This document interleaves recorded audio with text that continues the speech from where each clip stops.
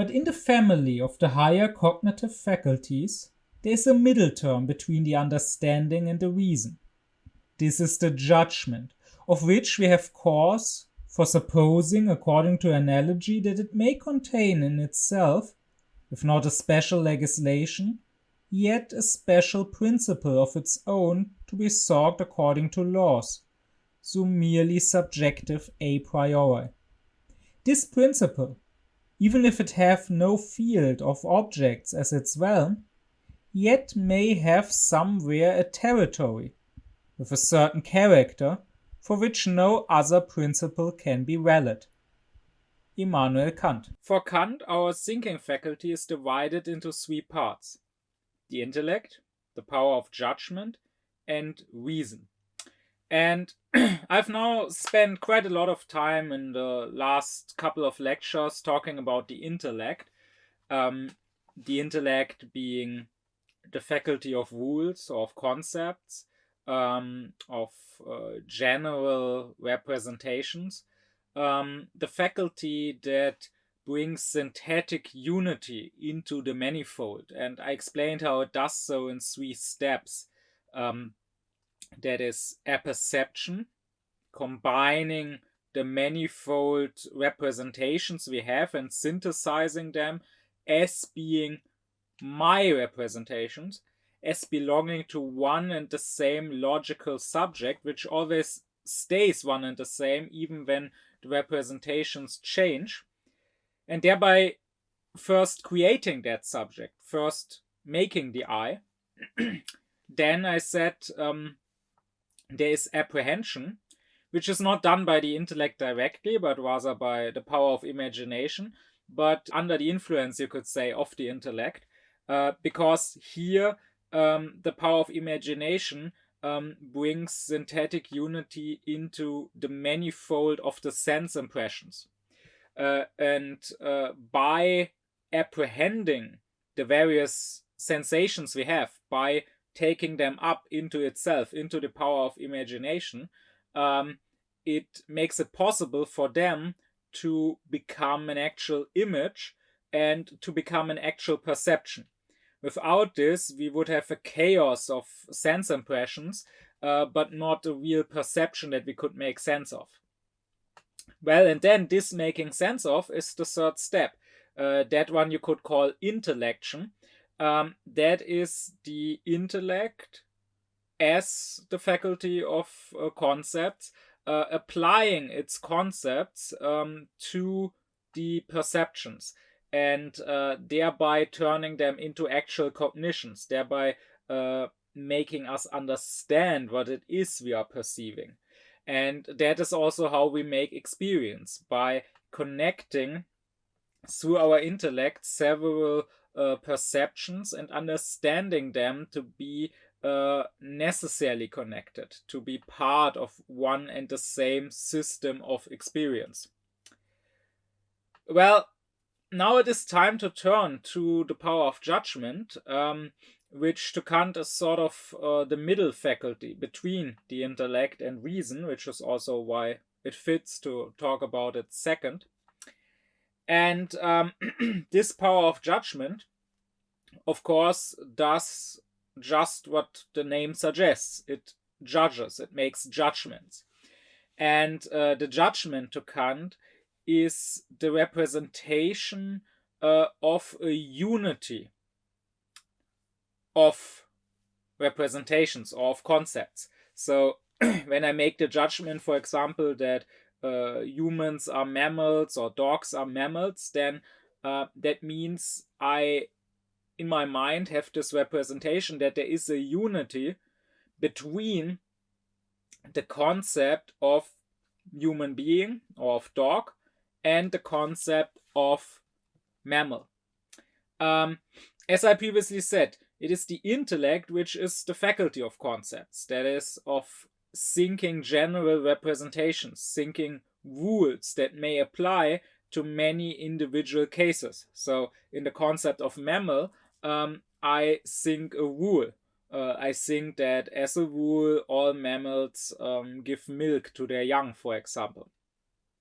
But now it is the power of judgment which applies these rules, which says that yes, this being here, this dog or this human, this falls under this rule. This is a mammal. Kant says that all concepts are just predicates to possible judgments, right? So if I have the concept of a mammal or of a bird, then I can use that in a possible judgment as a predicate, because all judgments, as I previously explained, are about a subject about which I'm making the judgment, and then a predicate which I say belongs or doesn't belong to the subject, right? So I say Kant is a philosopher, or the human being is a mammal, or humans are not birds. So the concepts of philosopher or of mammal or of bird, concepts that mean certain rules, those, when I have them, are possible predicates for possible judgments, and now the power of judgment can use them in its judgments. Actually, the concepts themselves, Kant says, are judgments, because a concept as a general representation, of course, contains a manifold. It is itself a synthetic unity of a manifold, and the concept will contain other concepts or other representations. So in the concept of mammal, there is contained the concept of animal, for example, because all mammals are animals. And there is contained the concept of milk, because I'm saying mammals are a special kind of animals that gives milk to its young. That is the rule I'm thinking here. So the concept itself is a judgment, or is the product of a judgment. That's exactly why when you list all the functions of judgments we have, so I talked about this in the lecture on the table of judgments. Kant says we have 12 different ways of judging, of making connections, of creating synthetic unity. That means you get 12, so to say, products of these 12 judgments, 12 concepts coming out of these ways in which we can judge. And those are the 12 categories, of course, about which I already talked. So, in a way, and Kant says as much at some point, all thinking is judging.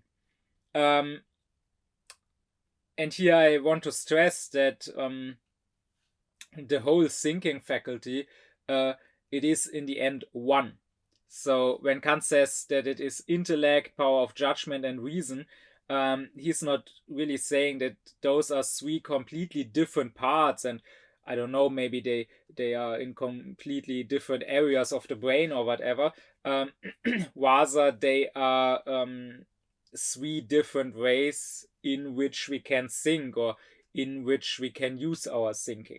But in the end, it is one thinking faculty which is at work here.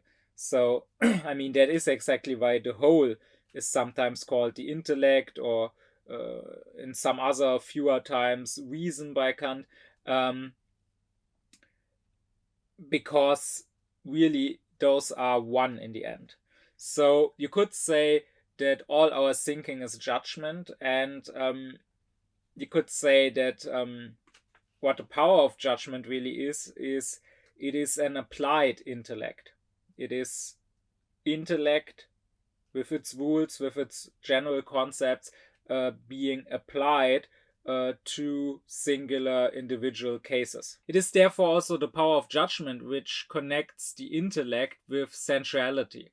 Because, as I explained in previous lectures, the intellect, with its rules, with its concepts, gives us general representations, and sensuality, which means in our case, as human beings, viewing, intuition, sensual viewing gives us singular representations. So individual cases. So like I can see a specific dog that is sensual, and I will see this specific dog with some specific attributes, like he will have a certain height and he will have a certain color of his fur. And on the other hand, when I, with my intellect, think dog, the concept of dog, what is dogness? What does it mean to be a dog? Then I will think of certain general rules. For example, all dogs are mammals. But other specific things will not be contained in that. For example, the color. A dog as such doesn't have a specific color. Whether it's brown or black or white or gray doesn't change it being a dog. So with the intellect, I have a general representation. With sensuality, I have a specific, a singular representation. And now the power of judgment is what connects them both by applying the general representation to the singular one, by applying the rule to the individual case, or subsuming the individual case under the rule, because the judgment will be that yes, this in front of me, this animal is indeed a dog, and it is not a cat or a bird or a fish or whatever. This is also why, according to Kant, all error is really an error of the power of judgment. I already talked about the topic of error and how Kant explains how it is even possible to go wrong. I already explained that in the lecture on Kant's critical method, and there I talked in more general terms. I said that to Kant, error is not in sensuality; it comes from our thinking. But now I can say more specifically that yes, it comes from our thinking, but not from the intellect and not from reason as such, but rather from the power of judgment. Because all errors are really errors of judgment.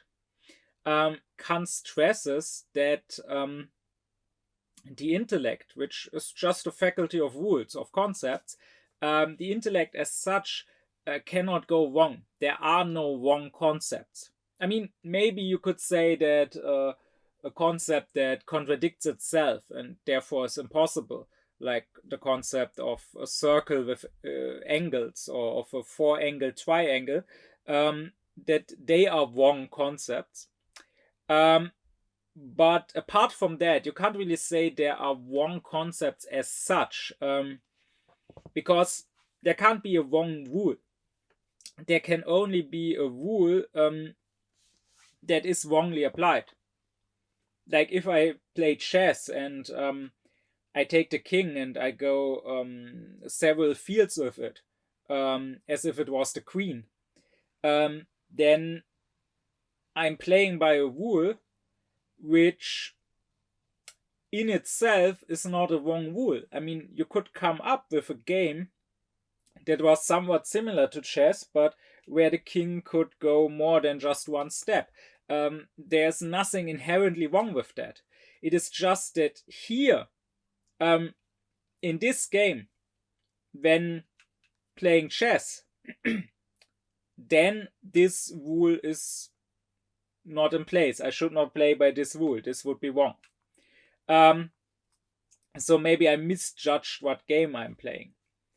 Or you could also say this about any other game. When you are playing football and then you take up the ball with your hand and you throw it, you are playing by a rule which in itself is not a wrong rule. Like, you can play a game where you can throw a ball with your hand. I mean, there are such games. There's such a game as handball. It is just that here, when you are playing football, you misjudged. When you were thinking that you could do this, that this was within the rules. Here, you should have played by other rules.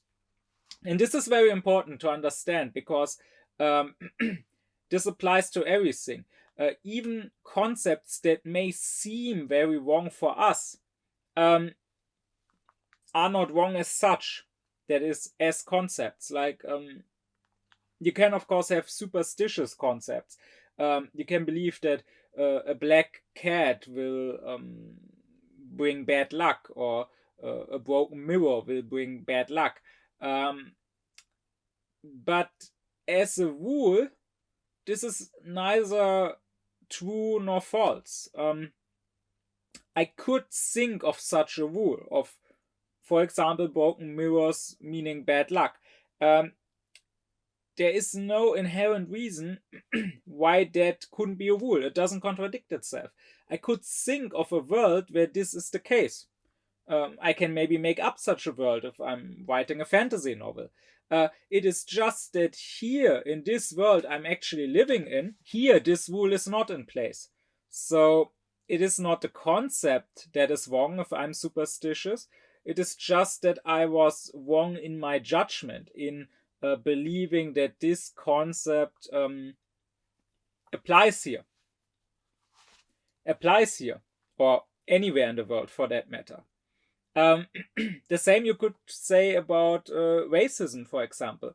When a racist has a concept about a certain group of people, like the Jews or the black people or whatever, then that racist will not have a wrong concept as such, because his concept may contain that this group of people is somehow subhuman, is somehow worse and worse less than his kind, and as a concept that is not wrong as such. I mean, I could think of a group of people that are somehow worse, and once again, I could in theory live in such a world, and I could make up such a world. I could write such a fantasy novel. It is just that if I apply this concept, this rule, to these actual people, like the Jews or the black people or whoever, then I'm making a wrong judgment.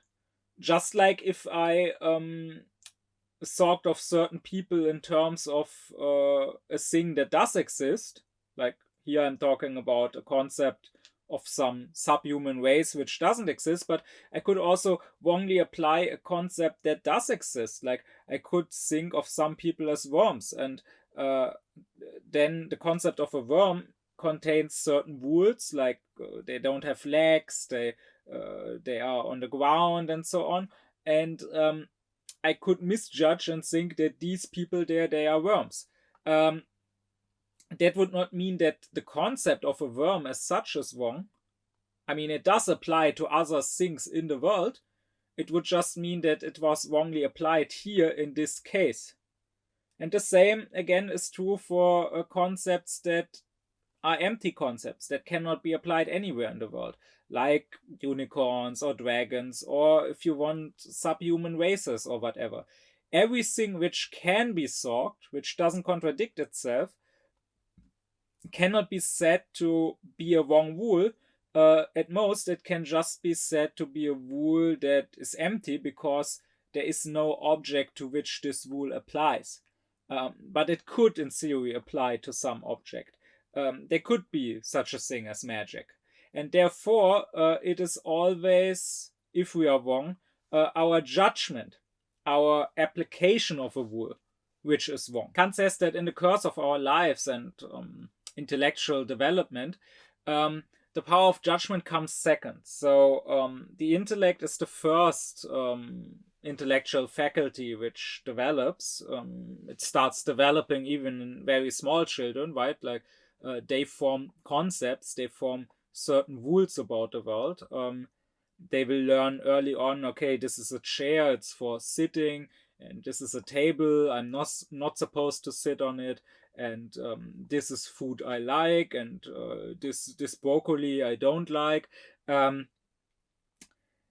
But only with more time and with some trial and error, Kant says, can we develop our power of judgment.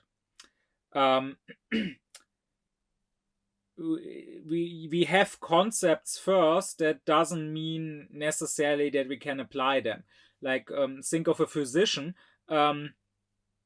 When he's standing in front of a patient and he observes the patient has these and those symptoms, then he can make the judgment that, okay, these symptoms, they fit to this sickness. I have learned there's this particular illness, so this is a concept I have, a set of rules, and I know this illness causes these symptoms. But maybe there's another illness which causes somewhat similar symptoms. And so knowing about these illnesses, having these concepts in my intellect is one thing, and that's what I will mainly learn when studying medicine. But now I have to also learn to judge correctly which of these rules applies in a specific case. I have to learn to tell apart when there are two or more sicknesses with somewhat similar symptoms, which one I have here in this case. And this will need some practice. Kant also says that it is lack of the power of judgment which should be called stupidity. Not lack of intellect, but lack of power of judgment, so of being able to apply your intellect. Kant stresses that you could have a small or a narrow intellect, that is an intellect containing few concepts, but you could still be applying those concepts correctly.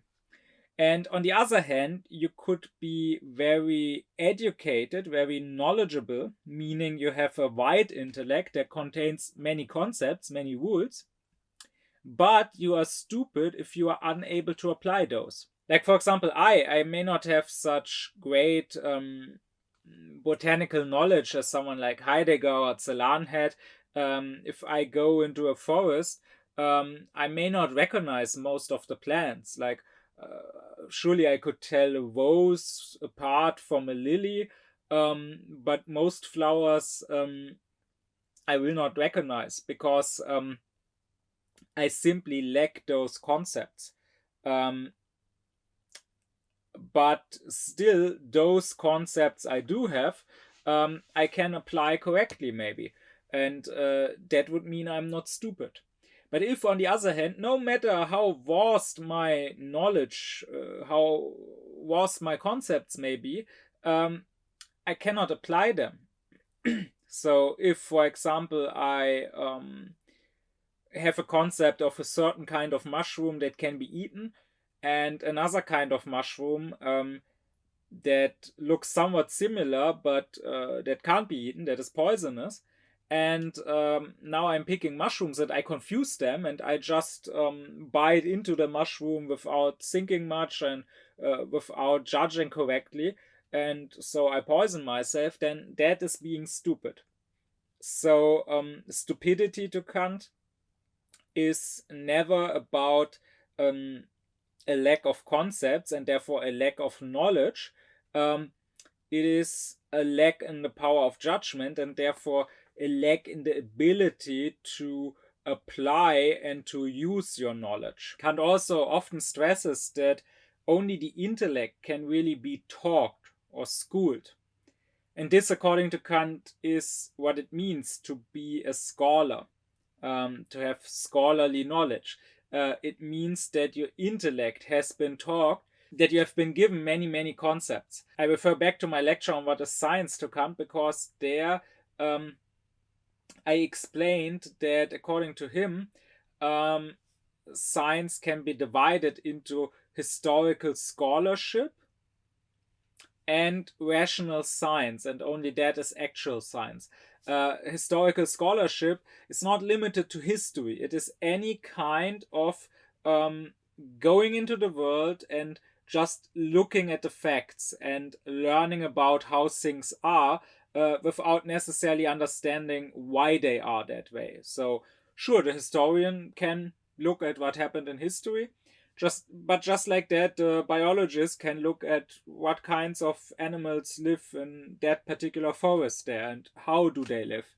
Um, the point is that this historical knowledge can be gained through your own studying and observation, or it can be gained from someone else who made those observations and who tells you about them in a lecture or in a book. So you can go into the forest yourself and look what animals you may find there. You can also read a biological book about that forest and what animals live there. In both cases, you are extending your intellect because you are learning new rules, new concepts. And that is, once again, that is all that really can be talked. I also talked about in my lectures on what is philosophy to Kant and what is wisdom to Kant. Talked about the fact that according to Kant, you cannot really learn philosophy. So here, these lectures, what I'm saying is true for them too. They give you historical knowledge. So they expand the knowledge saved in your mind about what Kant said, what Kant's philosophical positions were. But that in itself won't make you a philosopher.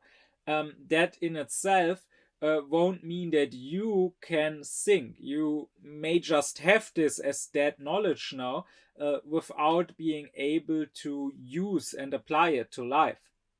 Now, of course, that's not what I want. As an Aufklärer, it is my deep wish to not just extend people's knowledge, because I don't believe that knowledge as such has any particular value, but rather I do want to help with your Aufklärung. I do want to help you to learn how to actually think and live. So I do hope that you will take this up and it will become something lived, something that is a real part of you, that transforms you in some way. But still, a lecture as such cannot necessarily do that. It cannot force that on you. All it can sort of force on you is new knowledge, new concepts. And therefore, Kant stresses that there are many scholars who, as scholars, may have lots of concepts, they may know many things, and therefore they may even be able to be decent teachers of scholarship. They may be decent professors giving lectures, or decent writers of a scientific, of a scholarly book. But many don't have the power of judgment to apply their own knowledge to life. Many are not really able, so to say, to survive outside in the real world despite all their knowledge. And Kant also says that being a great scholar, having lots of knowledge, without the power of judgment on when and how to apply it, is what makes one pedantic. Since Kant says that a lack of the power of judgment is stupidity, even though he doesn't outright say this, you could conclude that to him, being pedantic is sort of scholarly stupidity.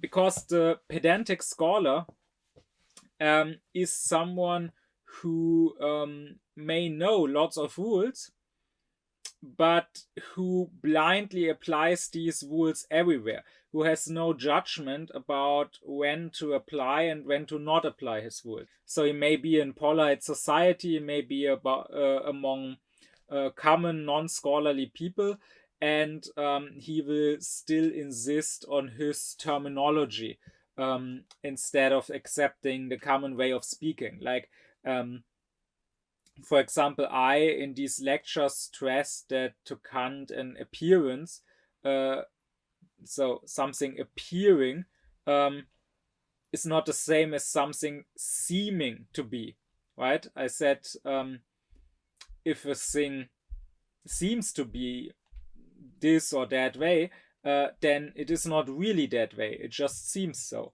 But if it appears in a certain way, that to Kant doesn't mean that it isn't really like it appears. It just means completely neutrally that it appears. It means it is not a thing in itself, independently of us, but rather this is the thing how it appears to us. This is the thing as we are affected by it, the thing as our representation. It is not an illusion to Kant, it is completely real. Just real not as a thing in itself that is independent of us, but rather real as ours, as our representation, but real nonetheless. Now, this is really important in Kant's philosophy, but if I had a normal conversation with a normal person, and that person said about something, oh, this appears to be the truth, and I were to correct that person and were to say, no, you must say, this seems to be the truth to me, because this is ultimately an illusion. It is just how it seems to you, but not how it really is and how it appears. Then that would be pedantic of me, expecting in a normal conversation where everyone could know perfectly well what is meant by the words, expecting perfect use of Kantian terminology. So Kant also mentions that there is not just scholarly pedantry, there is pedantry of all sorts of kinds, he says. So there is such a thing as being pedantic in the ways of fashion. So sticking to certain rules of fashion that are that are in place right now in this specific present, and applying them to everything and expecting everything and everyone to conform to those rules, and not allowing a single step outside of those rules. Or there's religious pedantry, when someone insists on certain cult rules, on doing religion in a specific way, maybe down to the smallest details, insisting on you having to pray so and so many times a day, or having to pray in this specific manner, turning in this specific direction during prayer. That is pedantic. It is taking one rule and applying that rule to everything, and not using your power of judgment, or simply not having the power of judgment, to decide if that rule should apply here or not. And also, of course, there's such a thing as moral pedantry, which, however, you must understand correctly, because I'm not saying that we must not always apply the moral law. No, as a law, it must be applied always, without exception.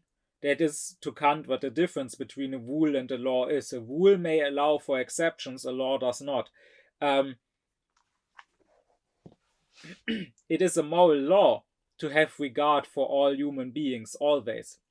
But there are certain rules that people come up with about how to practice this morality, how to practice this regard.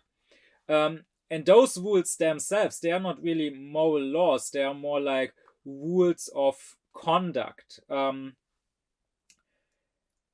And this is basically what political correctness is about. Giving such rules of conduct and then being pedantic about those rules. Saying that those rules must be followed always. You must always avoid these words because they are racist, or you must always avoid these things because they are, I don't know, cultural appropriation. So there is no power of judgment used here to distinguish between various cases. And these people who are politically correct in that manner, they don't allow for any room or for any exceptions. So they may say dressing up as an Indian, or saying Indian instead of Native American, that is racist because it's cultural appropriation. And they don't have the power of judgment to understand that yes, maybe it is racist in some contexts. Maybe there are contexts where it would be very much inappropriate and offensive and an act of disregard for a white person to dress up in some cheap costume with feathers. But maybe, on the other hand, if a small child in kindergarten or in daycare just innocently dresses up, maybe that's not necessarily racist, and maybe that's not something you need to fight and forbid. And this requires power of judgment instead of being pedantic and applying your rules without any judgment everywhere equally. And here Kant says, if someone must be pedantic, then scholarly pedantry is the one that is the least insufferable, because the scholarly pedant, while he is pedantic, at least he's correct and you can still learn from him. He may be a bit annoying and overbearing with his rules, but the rules he does apply, they are correct. While those other pedantic people, they are much worse because they just get on your nerves and annoy you without even teaching you anything of value, Kant would say. But anyways, the point is that you can learn, or you can be taught concepts. So the intellect can be taught, Kant says, but the power of judgment cannot be taught. So you either have to be born with. This is what Kant in German calls Mutterwitz, so mother wit or natural wit, or you can train it. And how do you train it? Well, simply by using it, and surely using it wrong sometimes, but just using it again and again, making judgments, actually applying rules. And when you do that with time, you may get better at it. But it cannot be taught, because teaching, as opposed to training, teaching, Kant says, comes down to instructing our intellects through rules, giving us rules.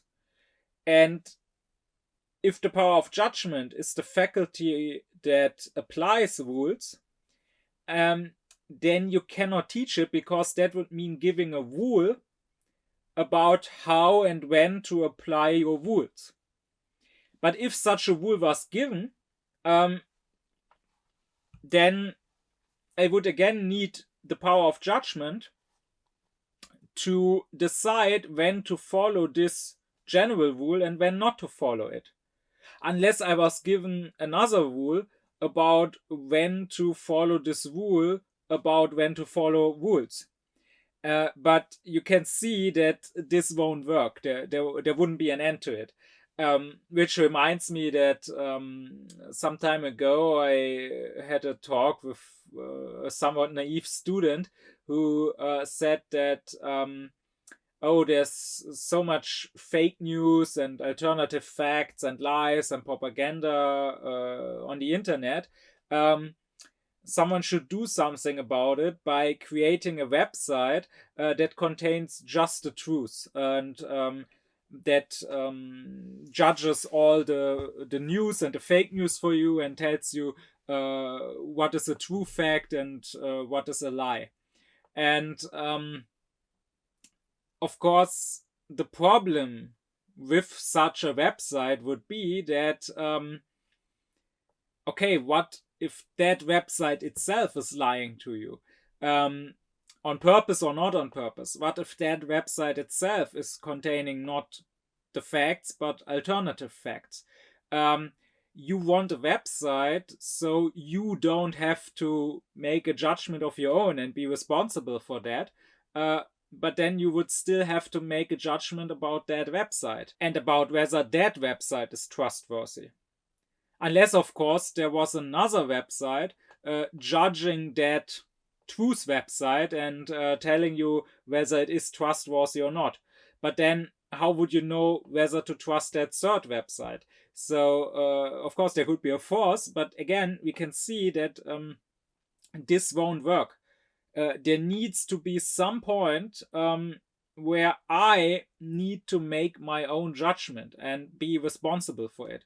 I can't just say, it is too hard for me to judge who to trust, and so someone should tell me who to trust, because I would still have to judge if to trust that someone or not.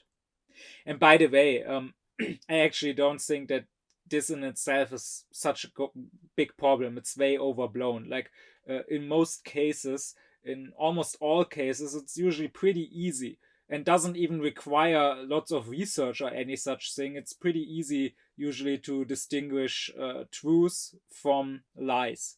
Like you really don't have to fall for conspiracy theories if you don't want to.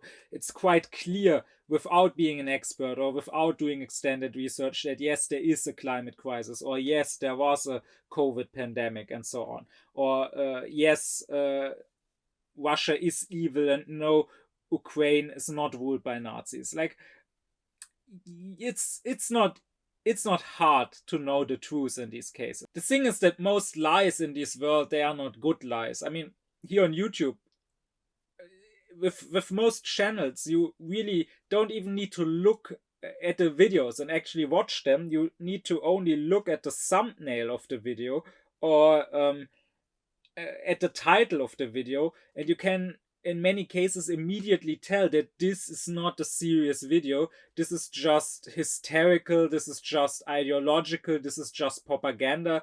This is just meant to incite your sensitivities and to make you angry. Like if the video title is something like this new Vogue show by Disney destroys this or that beloved franchise, and with Vogue and destroys spelled in all caps, then you just know that you don't have to click on that video, and you just know that this is not an honest, level-headed video.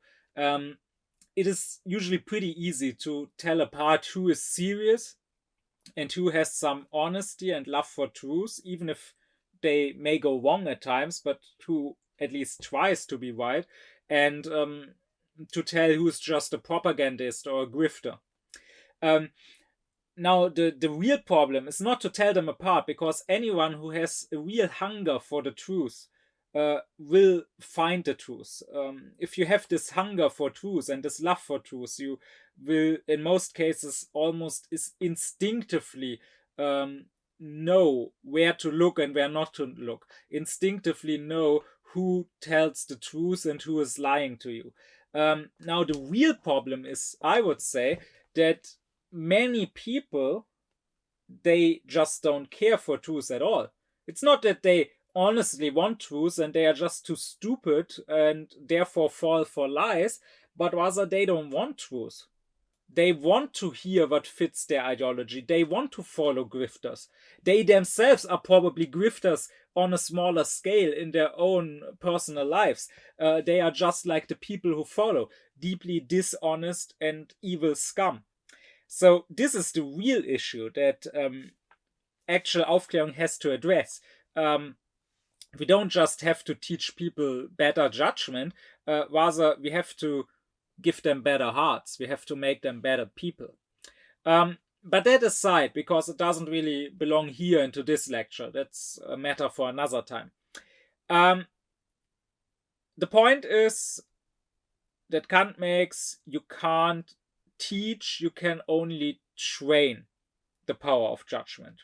And how do you do that? Again, you train it by, like you train anything, like you train your muscles or like you train an instrument or whatever, simply by trying, by using it and getting better at it.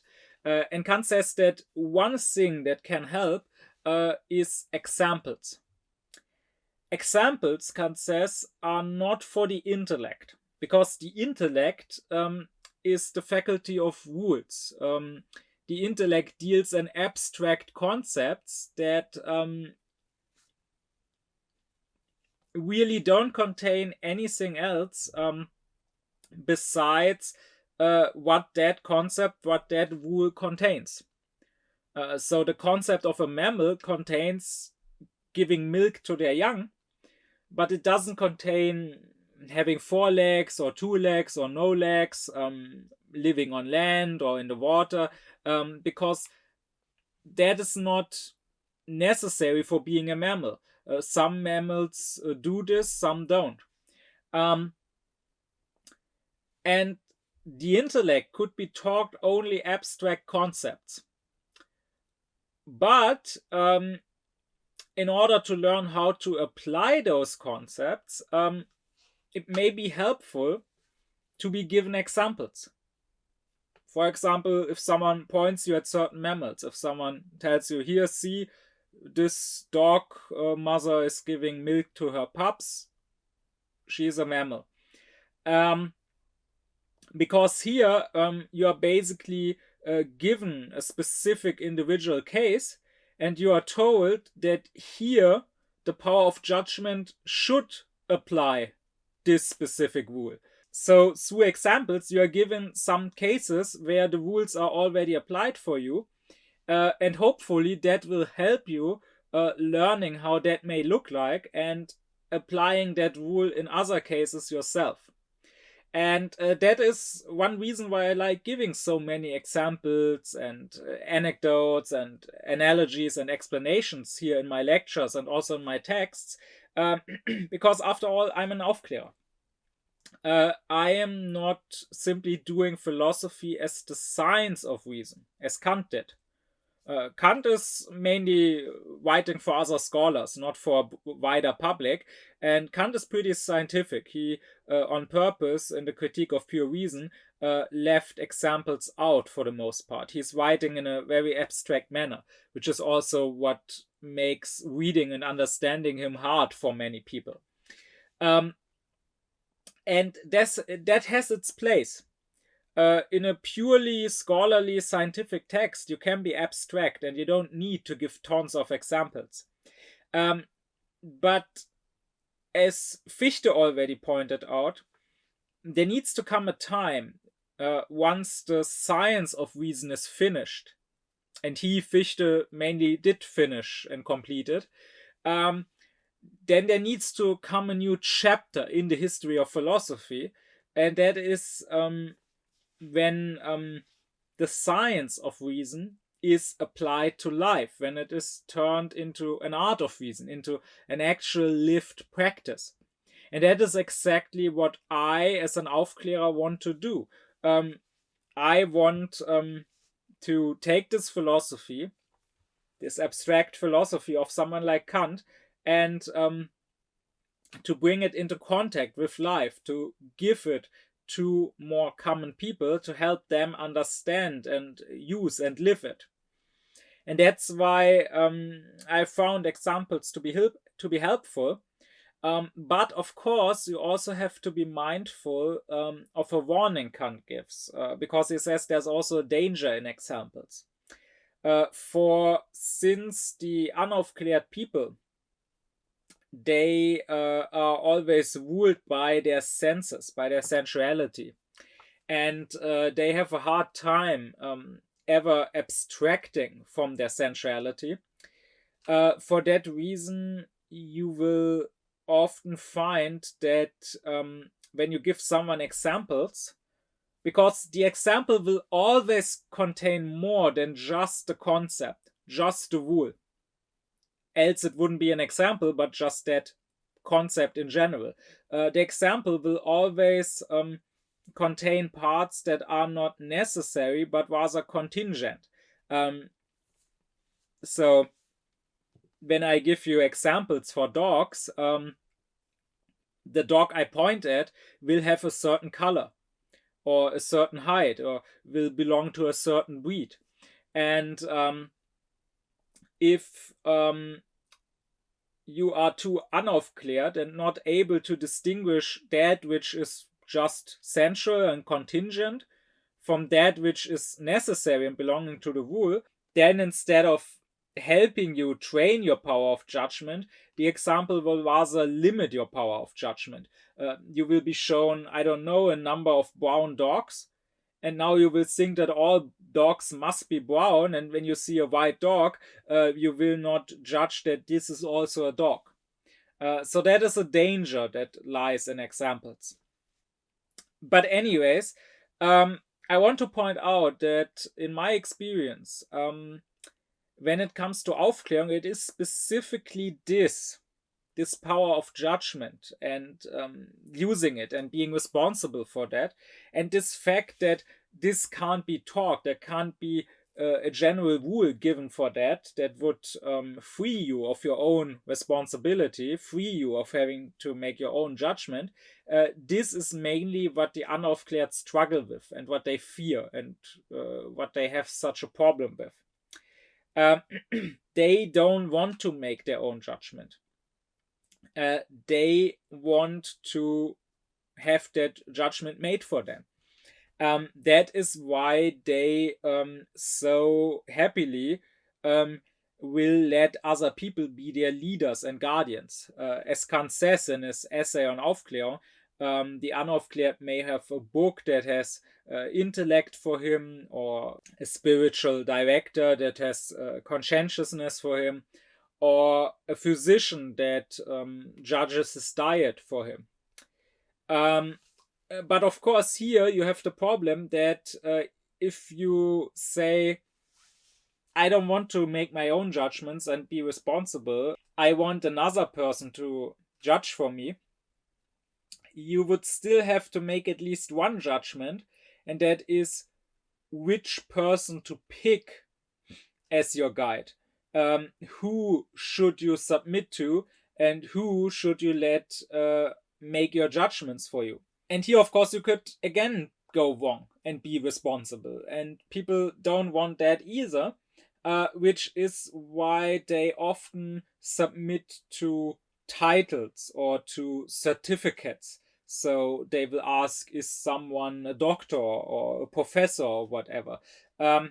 Because if you do that, then you basically also give this judgment about whom to follow away to someone else too. Because, I mean, a person is not just a doctor. They are not just born like that, but rather they had an exam, they wrote a doctor dissertation, and they were judged based on that by their university, right? So basically, when you're blindly following someone because he's a doctor, you're basically indirectly blindly following the person who made him a doctor, who judged that, yes, this guy is fit to be a doctor. And of course, that person may have misjudged. Not everyone who has this title of doctor is fit to be one. Here in Germany, we had quite a lot of scandals in the last years about politicians who had a doctor title, and then it came out that their dissertation was either, well, just very, very bad in the best cases, or in many cases they had actually committed fraud and had made many wrong quotations and so on. And many actually lost their title. But anyways, this is something I find often, and that is a problem, of course, if you want to just openly talk to people or help people, give people advice, because often they will not ask, is what is said true? Is it good advice? But they will only ask, is it said by a certified expert? So here in my area, I may have had discussions with Mohammedan students and try to teach them something about Islam, but they probably wouldn't even listen and would immediately go, "Oh, are you a Hodja? My Hodja says something else." Well, I don't care what your Hodja says. The fact he's a Hodja means someone else, who probably was a Hodja before him or an Imam or whatever, someone else said he is fit to stand in a mosque and teach about the Quran. Well, maybe that someone else was wrong. I mean, who said that someone else was fit to make that judgment? Again, someone else. Maybe he was wrong too, and all the way back. You should not ask, is that person teaching me about religion? Is he officially certified? Is he a Hodja? You should ask, is he knowledgeable about that religion? Is he right in what he says? Or I remember when a friend of mine had a friend struggling in life, having no orientation in life, having mental health issues, and he advised her to go to me and speak with me and let me help her. And I have helped people with mental health issues before. People have been much happier after talking to me for a while. People have stopped self-harming after talking to me for a while. People who used to get angry and upset a lot have become much happier after talking to me for a while. But this girl, without knowing me, said, "Oh, but he's not a trained therapist, so I can't go to him." Now, this was obviously not her own judgment. She didn't talk to me and first tried to find out if I could help her or not. She just said, "No, he hasn't studied psychology, so he can't help me." And once again, you should not simply ask, is this person a trained therapist? Does this person have some official credentials? You should ask, is that person himself happy and content and fulfilled in life? Does that person himself know how to live and how to love? Or does that person struggle with life? And then can that person help others and teach others with that? Does that person spread happiness and fulfillment around himself, or doesn't he? But these things would require looking. These things would require making a judgment. And that is what people want to run away from. For that same reason, because of that fear of making your own judgment, they don't just submit blindly to other people, maybe to certified experts, but also for that same reason, they submit to rules. They seek general rules on how to live their lives. You will find that a lot in how people deal with religion. That is, in most cases, they actually don't have a religion. Rather, what they have is a cult, and they confuse following certain cult rules, certain practices of how to do religion. They confuse that with the actual religion. And they want to be told by some priest or by some holy book, they want to be told how to live their lives. how many times they should pray in a day, what food they should eat or shouldn't eat, in what direction they should pray, when and with whom to have sex, and so on. And this can take absurd levels, right?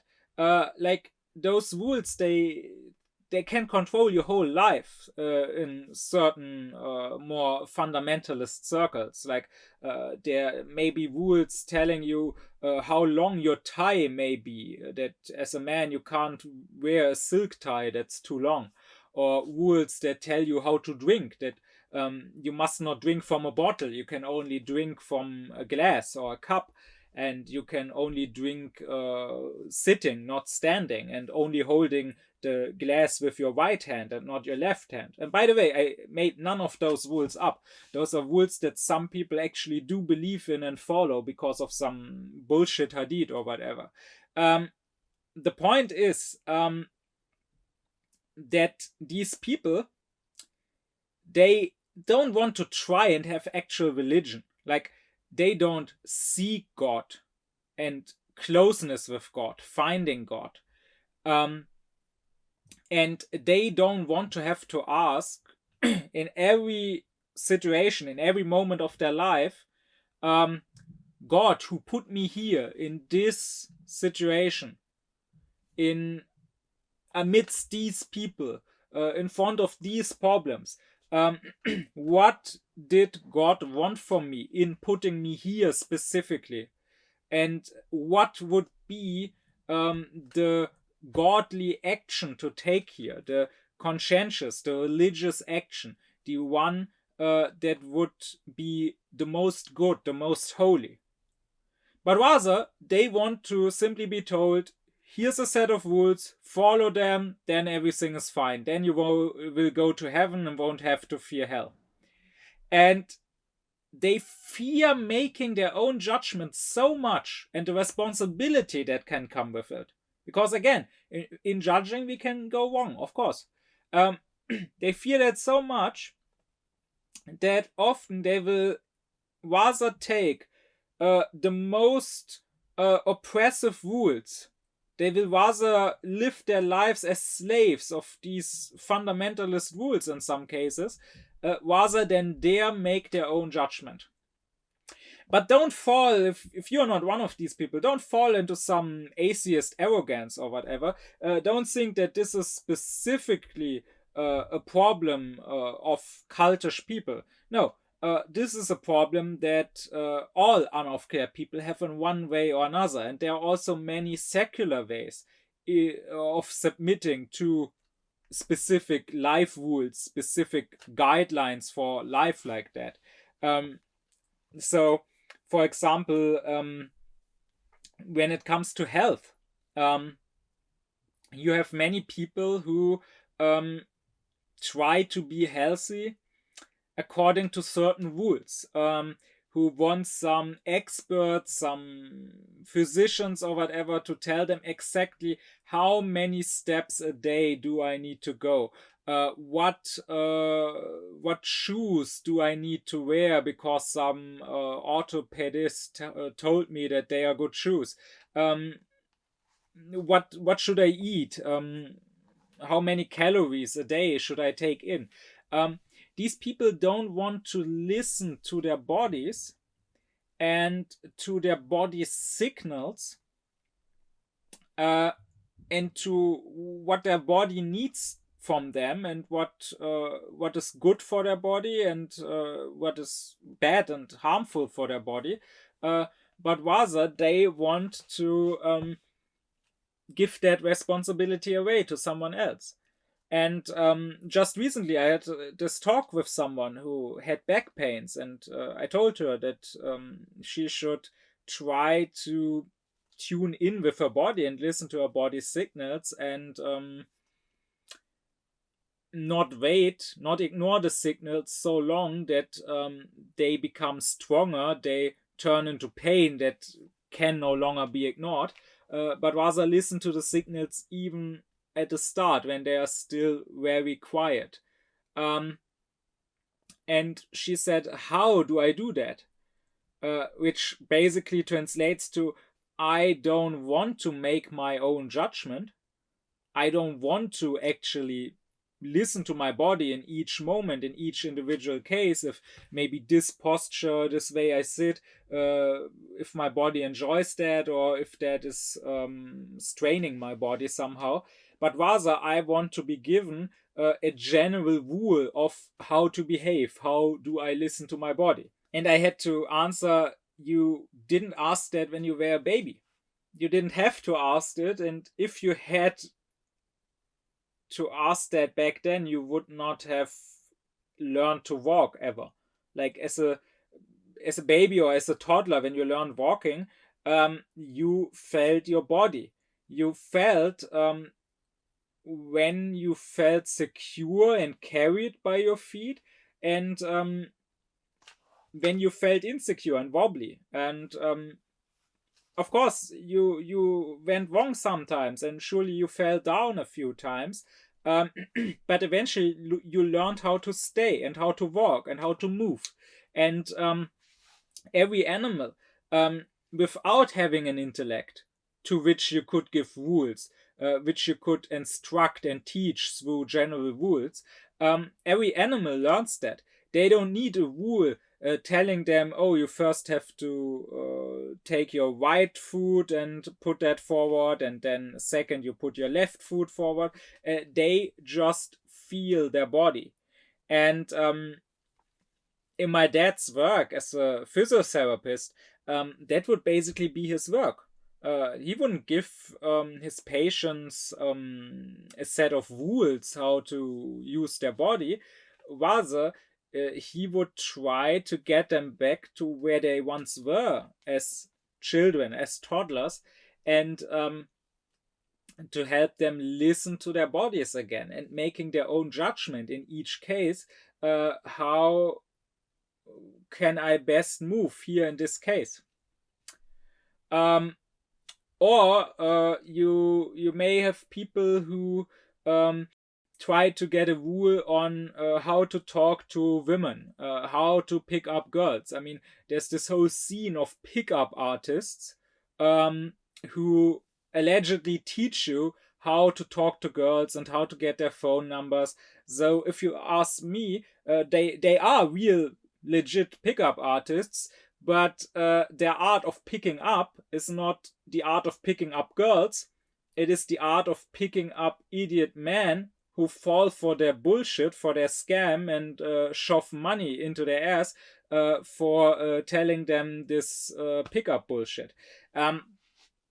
Because there are these people who will believe that apparently women are just like an automaton, like a ticket automaton. When you are in the subway, you just have to press the right buttons, and then you will get a ticket for your train.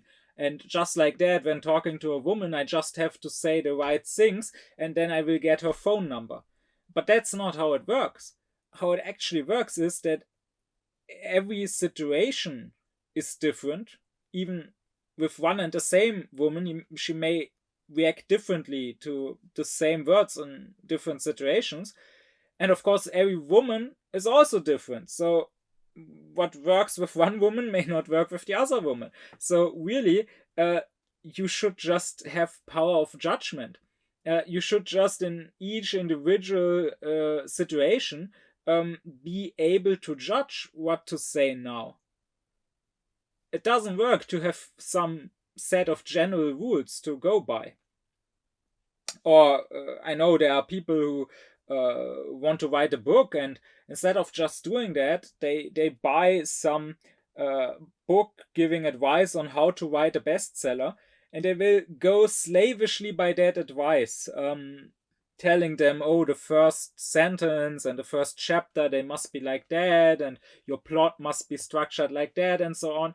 And they don't seem to realize that if there was such a general rule according to which you could write a bestseller, then maybe that person giving that advice, having written that guidebook, would already have applied that rule and written his own bestseller. Or other people, as parents, will will read such books giving advice to parents on how to best train and tame their children. I mean, that's what it comes down to, right? It's not about raising your child, about accompanying it and guiding it into life. These books are usually about how to break your child and how to tame and train it like some wild animal. Um, Even though in this case specifically, judging right from wrong is usually ridiculously easy because nature made it so easy for us, because there is this alarm installed in children. It's called crying, right? Usually you can be sure that when you make your child cry somehow, you have done something wrong and you should probably do something else.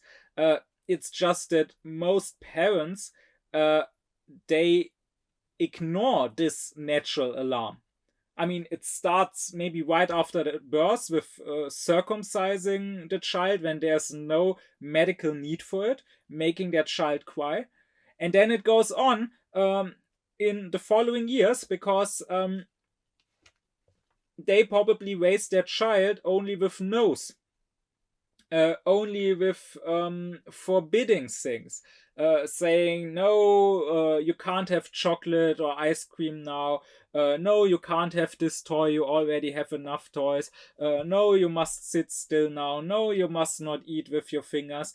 And they are not working together with the child and they are not guiding the child.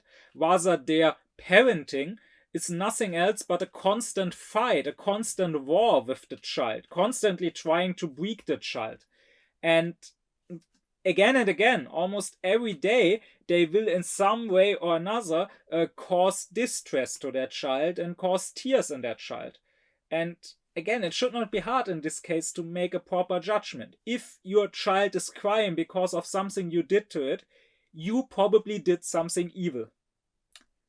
It's literally that easy and that black and white in most cases. And this requiring a certain set of rules so that you don't have to judge and be responsible for yourself, this of course also goes for morality. Again, this is basically what the morality of political correctness is about. They will tell you that there are specific rules that you must follow under all specific conditions. So they will tell you that there are certain rules that you must under every circumstances follow, and there are no exceptions. So they will tell you, for example, that as a white person you can't say nigger, you must say n-word. And because this is now so common, at least in America, to an American listening to this, what I just said will probably be extremely shocking or extremely offensive, which, if you ask me, is extremely absurd. Like, you should rather be shocked at yourself that this is shocking to you, because I mean, we are not in kindergarten. We are not dealing with little children. We don't have to say the F word instead of fuck. Everyone knows which word is meant. In our minds, we hear the real word anyways. So why can't we pronounce the word? And we could discuss about whether it's appropriate to use such a word referring to people. Like whether we should probably better use another word like black people. But here, this is not about calling black people niggers. This is just about sort of quoting the word, right? I'm just talking about the word, and I'm just using the word to talk about itself, about the word.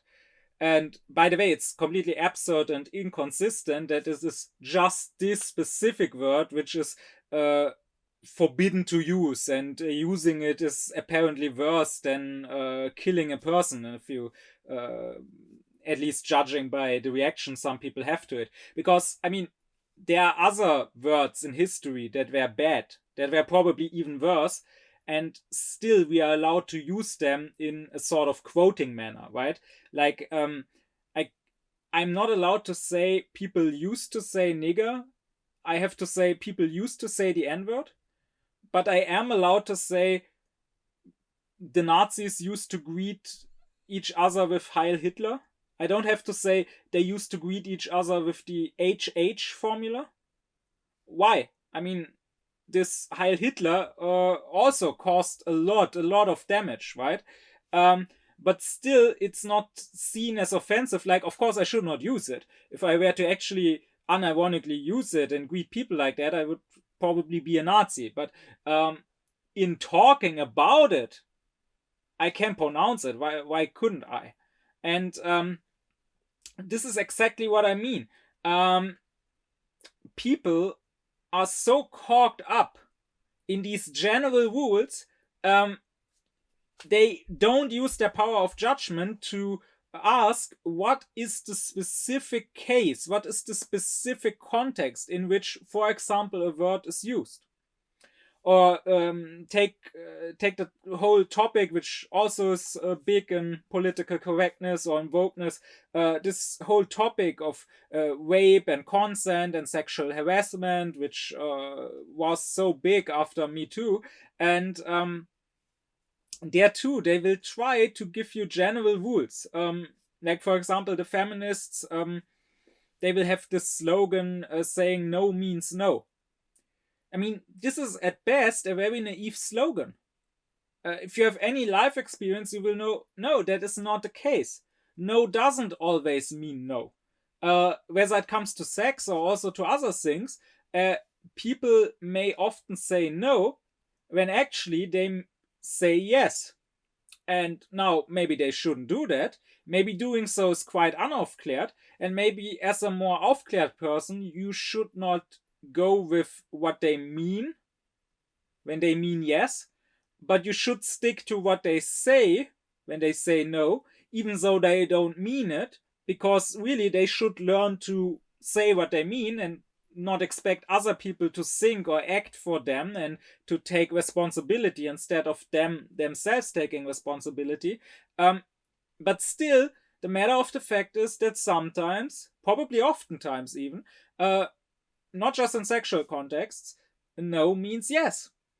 And the opposite is also true. Very often, yes means no. Very often, someone may say yes to something, but actually mean no. And, I mean, if you had power of judgment, in most cases, it's not really hard to judge. Like, it's not really hard, usually, to judge whether a woman wants to have some sort of sexual contact with you or not. If you are not completely disregarding her and just not caring about whether she consents or not, and if you also are not thinking with your dick and are just more preoccupied with getting off than with what she wants, then it probably won't be too hard to judge, no matter what she's saying. But you can't just subsume it under this general rule, no means no. And this can go to absurd levels. Like, there are companies, at least in the US, as far as I know, that probably not out of conviction, but to avoid possible lawsuits, after Me Too, established guidelines for their employees that go so far as to say one employee can't even tip another on the shoulder, because if one male employee would touch a female co-worker's shoulder, that could already be interpreted as sexual harassment. And I mean, in most cases, it simply isn't, right? In most cases, it's a complete innocent gesture to just get someone's attention. But obviously, people here don't want to make a judgment, a case-by-case judgment, so they will just go with this general rule. But to be clear here, don't confuse what I'm saying. I'm not just bashing wokeness or bashing the left. Because the other side, the right-wingers who will complain about this woke political correctness, they are really no better, just in the opposite way. Because they will also claim that there's a general role. Like they will say that lightly touching someone's shoulder to get their attention is never sexual harassment. And that, of course, or that certain things which the woke left will claim are cultural appropriation and therefore racist, that they are never racist. And of course, that's equally wrong. In most cases, touching someone's shoulder will just be an innocent way of getting that person's attention. But someone might do it as a form of sexual harassment. And likewise, certain words or dressing in certain things, it might be completely innocent in some situations, but in other situations it might be inappropriate. So really, what you need is not a general rule saying this is allowed, this is forbidden. And what you don't need is these bitter fights between left and right about those general rules. Rather, what you need is what both groups try to flee from, what both groups hate and fear. It is taking responsibility, actual responsibility for your actions. Doing actions that you can actually stand by. Don't hide behind some general rule. Rather, stand by your actions. Say, this I judge to be right, this I judge to be wrong. But with that, back to Kant. So far, I talked about the power of judgment in very general terms. And generally, you could say that it is sort of the bridge between the general, so the intellect's concept, the intellect's rule, and the specific, so the specific individual case that sensuality gives you. But now, that bridge could be passed in two directions, right? And therefore, Kant says there are two powers of judgment, or rather we should say there's of course only one power of judgment, but it can be used in two different ways. One is the determining power of judgment, and the other is the reflecting power of judgment. When the power of judgment is determining, that means that it already has a rule that the intellect provides. The intellect already has a concept, and now you are determining whether something belongs, some individual case belongs under that rule or not. So I see a specific animal, I already have a concept of what a dog is, and I already have a concept in my intellect of what a cat is. Now my power of judgment just must determine, is this a dog or is it a cat or something else entirely? So which concept that I already have, I already know what a dog is and what a cat is, which of these concepts applies here? So the determining power of judgment is the faculty of subsuming the specific under the general, Kant says. So I have a specific case, a specific individual example, and I subsume it under a general rule which I already have in my intellect. The reflecting power of judgment goes the other way. This is when I don't have a rule yet. So I'm faced with an individual case and I don't have a rule fit to subsume it under. So now I use my power of judgment to reflect about this case. Kant translates reflecting into German as überlegen, which you could maybe retranslate into English as pondering or considering or deliberating. So the reflecting power of judgment here you are sort of in your head discussing this thing with yourself. You are reflecting on it, you are considering it, pondering it, and you are not, so to say, going from top to bottom, taking a rule you already have and applying it to the specific case, but rather going upwards from the bottom to the top, taking the specific case and reflecting on it to try and find your general rule.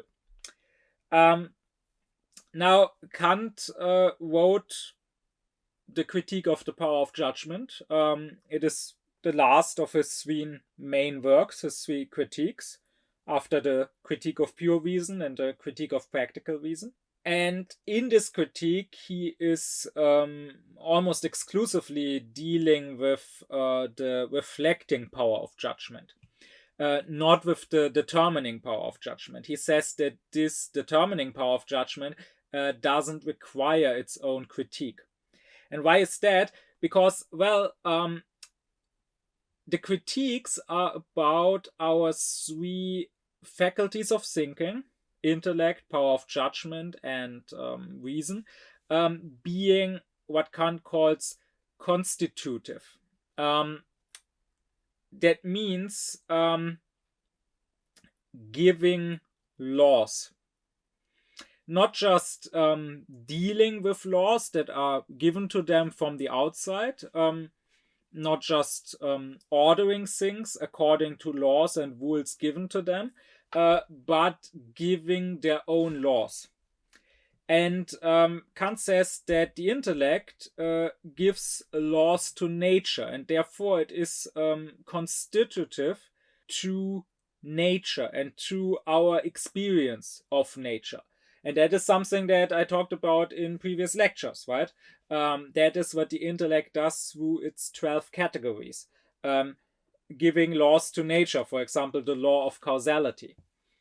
On the other hand, reason, and this I will discuss in some future lectures when I get to Kant's moral philosophy, reason, Kant says, gives laws not to nature, but to freedom. So it gives laws not of being, but of what ought to be. It gives the moral law. It is constitutive for our morality.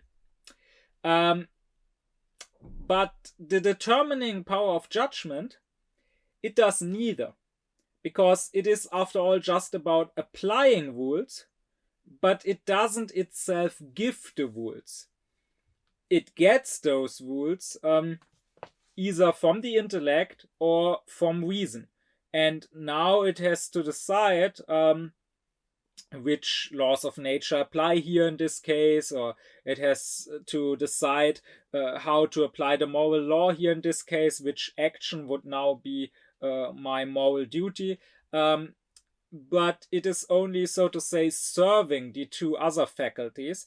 It is not constituting its own set of laws that it gives a priori. I mean, that is what the critique, all three critiques are about, right? And I talked about that in previous lectures. They ask, how are synthetic judgments, no matter if they are logical or aesthetic or practical judgments, how are synthetic judgments a priori possible? The determining power of judgment itself does not constitute such synthetic judgments a priori, because it gets the concepts, the rules by which it judges from the intellect or from reason. So they may give certain concepts or ideas a priori, but the power of judgment, if it's determining, just uses them.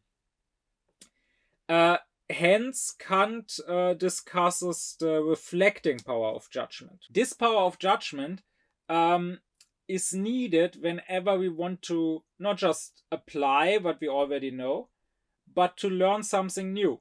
So it is needed by the natural scientist when he wants to make new discoveries, right? So if he finds a new species of bug or of plant or whatever, He doesn't yet have a concept of that species. He doesn't have a rule to subsume it under. Rather, he will reflect on that species. He will do research and observation and experiment to try and find such a rule, such a law. But also in an inventor who wants to invent a new sort of machine. He doesn't have a construction manual yet. He doesn't know yet how to build that machine because there's no concept of it yet. He tries to reflect and to judge what he should do to build that machine. But also more common people in more everyday situations need this. Like if you're a baker and your cake turned out too dry, you will probably reflect on what you did wrong, and you will try to find a rule that maybe you don't know yet on what makes the cake more dry or less dry. Or if you are a student at a new school, you may try to find out which teachers will leave you alone if you forget your homework, and which teachers will give you detention. So you don't have concepts of those new teachers yet. You first try to reflect on them and to find the rules according to which these teachers behave. But of course, all of this is happening a posteriori, right? A priori means I make a judgment without experience, based purely on reason. And a posteriori means I make a judgment from experience. And here, since I'm not starting from a rule, this rule could be an empirical rule in empirical concepts, but it could also be a rule a priori, like the 12 categories of the intellect about which I talked in previous lectures, or like when it comes to morality, the moral law, the categorical imperative, about which I will talk in future lectures. But if you're not applying a rule you already have, but rather seeking a rule, you obviously start from an individual case that you got from sensuality. So a case that you can only know a posteriori, because that is how our cognition works. The individual case is always only known to viewing, and all our viewing is sensual. Therefore, it is receptive, therefore it is a posteriori. The only things we can know a priori are generalities, are general rules. Well, if the rules that the reflecting power of judgment finds are rules it finds a posteriori, that also means that those rules can have generality but not universality. I talked about that in my previous lecture on what is science to Kant. There I said that things we find a posteriori from experience, through induction or through analogy, we can generalize it. Like I can see a few white swan and then generalize that generally swan are white. But this can never be a universal statement. I can never be sure, even if so far I haven't found an exception, I can never be sure that this is true without exception. Now the question is, can this reflective power of judgment, like the intellect or like reason in certain cases, can it be constitutive? That is, can it give its own rules, its own laws? It is clear that it doesn't get laws from elsewhere, from the intellect or from reason, because if it did, it would not be the reflecting power of judgment, it would be the determining power of judgment. But it seems that all the laws it finds are, as I just explained, laws a posteriori, right? Because the reflecting is happening a posteriori. But Kant says this is not quite true. There is actually one pure concept that is not a pure intellectual concept like the 12 categories, and therefore it also is not part of the table of categories, even though it is not a concept a posteriori, but one we have a priori.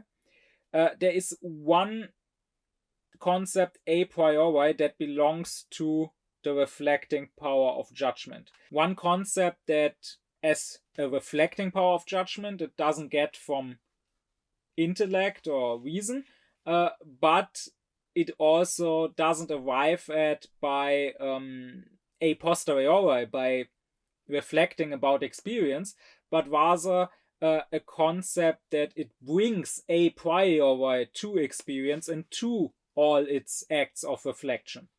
And that is the concept of purposiveness. Now, in German, Kant says Zweckmäßigkeit, and here you can go back to my lecture on what is philosophy to Kant, where I already addressed this Zweckmäßigkeit as the bridge between the theoretical and practical philosophy to Kant, and there I discussed the issues with translating it. Basically, the Zweck in German is the end, the goal, the purpose of something. And so zweckmäßig is what serves that Zweck. So I will translate it with purposiveness. So for example, a knife, you can ask, what is the Zweck? What is the end? What is the purpose of a knife? What is the knife there for? And of course, the knife is meant as a tool to cut things. So the knife is purposive if it serves this purpose well. For that, it should be sharp, because a blunt knife doesn't serve its purpose. And it should also have a hilt, because if it was just a sharp blade, then it could be good at cutting, but it would also be cutting my hand when I tried to use it. And that would also kind of defeat the purpose. So a purposive knife would be sharp and also have a hilt. So what could you say? What does this concept of purposiveness mean in general? Well, it means, according to Kant, that something, the object which we judge to be purposive, something is not arbitrary, not contingent, and it didn't just by accident come into being through purely mechanical means, like take a mountain. A mountain is not purposive. If, for example, if it's a mountain that was a volcano, then it came to be through mechanical means that can be described by the laws of physics. That is, at some point, lava came out of the earth and formed around that hole where it came out of, formed a sort of mountain. There's no purpose here. When you say that something is purposive, you are saying that it appears to be created with a purpose. That is, it seems to be the product of an intellect akin to yours. And you are sort of recognizing this other intellect. You are sort of, with your own intellect, recognizing that this object is formed not randomly, but according to intellectual laws, according to laws that an intellect can grasp and understand and agree with. And remember, grasp in German is begreifen, which directly relates to Begriff, to concept. So it is something, when I say you can grasp it, I mean you can conceive on it, you can understand it. Now, Kant stresses that this is not to say that there really is an intellect which created the purposive object. So when we say there is purposiveness in nature, this is not supposed for Kant to be an argument for God and for intelligent design. Trying to prove God that way trying to say, oh, something like the eye seems to have a purpose in the body. It cannot have come about randomly. Someone must have created it with the purpose of giving animals something to see by. That would be what is called the physico-theological proof for God. And Kant disproves this. Kant shows that it doesn't work. I will not talk about this here in this lecture, rather in some future lecture when I get to his philosophy of religion. But here, the point is not to say that the purposive object really was created by another intellect. The point is just that when we judge it, we judge that it appears as if it was created by an intellect.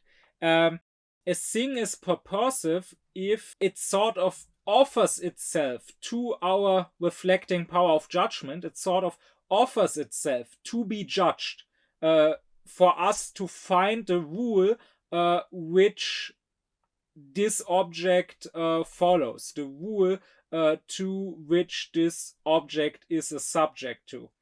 And that implies that there is such a rule. That implies that we can make sense of that object.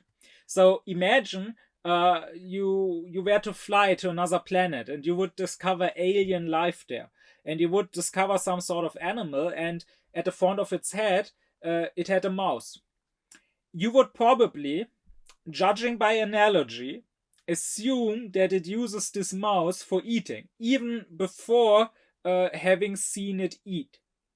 So you would not need necessarily a new experience, a new empirical data, but you would judge by analogy, because you would probably say, even if not consciously, if not in those words, this would probably be your unconscious reflection, that this would make sense. For the purpose of eating, having an opening in the body in this specific place at the front of the head is very purposive. Like if the mouse was, let's say, on the back, that would not be so purposive. You could not say, you could not make sense of that so easily. You would ask yourself, no matter if you think that God designed this animal or that this came about through evolution, you would still ask yourself, what's the point? Why would this have been created, or why would this have developed? It doesn't seem to be very advantageous. I mean, the animal would need the food to lie on the ground, and then it would have to sort of roll on its back to eat the food if the mouse was on the back. So having the mouse in the front of the head is purposive. And now if you looked into the mouse and you noted this animal to have very sharp teeth, you would probably assume that it eats meat. And if you saw the animal had blunt teeth, you would probably assume that it eats plants. And if it had both, like us having sharp teeth in the front and more blunt teeth on the side, you would probably assume that it eats both. Because again, this would fit the purpose that you are judging to be there. So, I mean, your reflecting power of judgment is seeking a rule. It sees this mouse, it sees these teeth, and it asks, what rule do these fall under? It asks, what concept can I make of this? What can I say? What is this? And it would probably judge, well, what this is a mouse. What these are teeth for meat or for plants. Because it seems that this is the rule that can be very easily applied here. But now imagine, on the other hand, if that animal looked more chaotic. If it had both sharp teeth and blunt teeth. And not sharp teeth in the front and blunt teeth on the side, but not in an orderly manner at all. Like one sharp tooth and then one blunt one and then a sharp one again. Or if it had the mouse on its back, as I already said, or if it had some teeth in its mouth, but only like a handful with big gaps in between, and then another tooth on its back and some on the side of its elbow. And if it had wings, but only one wing on its back and another wing growing out of its forehead, like if that thing looked like a complete freak of nature and abomination, then you could not make sense of it. Your reflecting power of judgment would try to come up with a rule to explain what this thing is, to explain what these wings are, for example, what their purpose is. But it could not very well find a rule, because it would see that since the wings are not symmetrical on the back, the creature could not fly with those wings. So what else are they? They look like wings, but they can't be wings. And so if a thing is purposive, that means that our reflecting power of judgment can easily find a rule fitting it. It can easily make sense of it. But if it is not purposive, that means that we will have a hard time finding a rule for it when we are reflecting about it. Now, Kant stresses that this is a subjective problem, not an objective problem, because this is not to say that there is no rule that this thing falls under. It is just to say that we can't find the rule. We struggle with making sense of this thing when we reflect about it. Like, imagine you are looking at someone's bookshelf and you find that the books are ordered alphabetically by the author's name. Or you find that the books are ordered by the color of their covers. When you reflect about it and try to find a rule here, you try to find why is this book in this specific place on the shelf, your reflecting power of judgment will easily find the rule. You will just glance at the colors and you will immediately see, it's ordered by color. Or you will just read some authors' names and you will immediately realize, it's ordered by in alphabetical order. But if you looked at the shelves and at the books there, and it seemed completely chaotic, like a book of one color here and one color there, a book whose author's name or whose title starts with this letter of the alphabet, and then a book starting with a completely different letter, and here a book on this topic, and here a book on that topic, then you could not make sense of it. It would seem as if someone had just randomly put the books into the shelves without thinking about it. It would seem like something that wasn't created by another intellect, but by mere chance. And now, this must not necessarily be the case. I mean, maybe there is some sense behind how these books are ordered in the shelf. Maybe the person who put them there in chronological order as he bought them. But since you don't know which book was bought when, you can't possibly find out that they are standing in the shelf in the order they have been bought. Or maybe they have been ordered according to how much the person likes the book. Like, maybe his favorite books come first and the least favorite books come last. But again, this is not a rule that your reflecting power of judgment can easily find. So again, it's a subjective problem. Kant is not saying that there couldn't be a rule, possibly, when a thing is not purposive. He is saying that when it is purposive, it sort of offers itself to our power of judgment. It is more easy to find a rule here because it immediately appears as if some other intellect, which as an intellect thinks in rules like mine, is as if another intellect had created this and had created it with a plan in mind. As a side note, I think this concept of purposiveness that Kant talks about is helpful in understanding a certain kind of horror that didn't really exist in Kant's day so much yet, but only came about in more recent times. And that is what you could call eldritch horror, or the horror of eldritch abominations.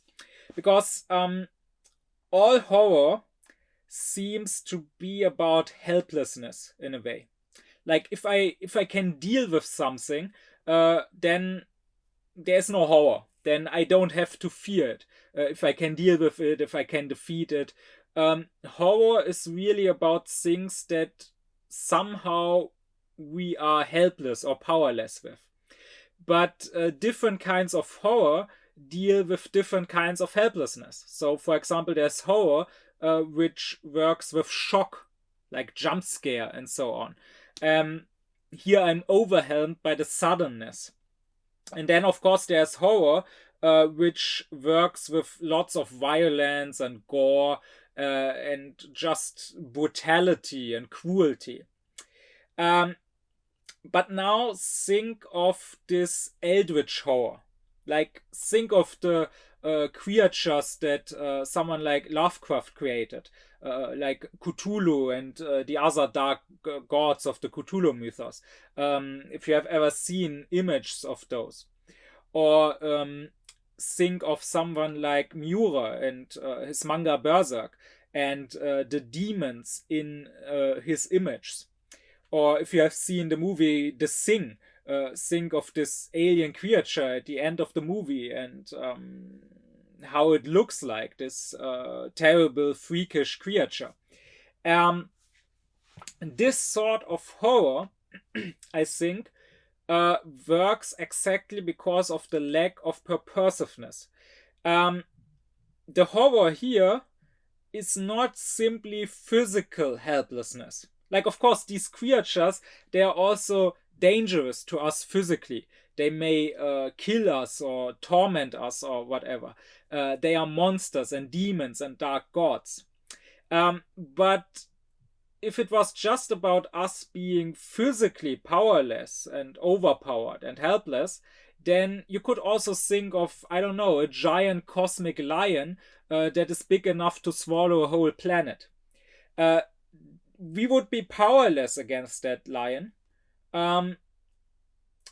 But still, as a lion, no matter how big it is, its form still is purposive. And so it, even if it was very, very much dangerous and life-threatening, used in a story or like in a movie or in a picture, it doesn't seem so terrible to us like these demonic and freakish, eldritch creatures.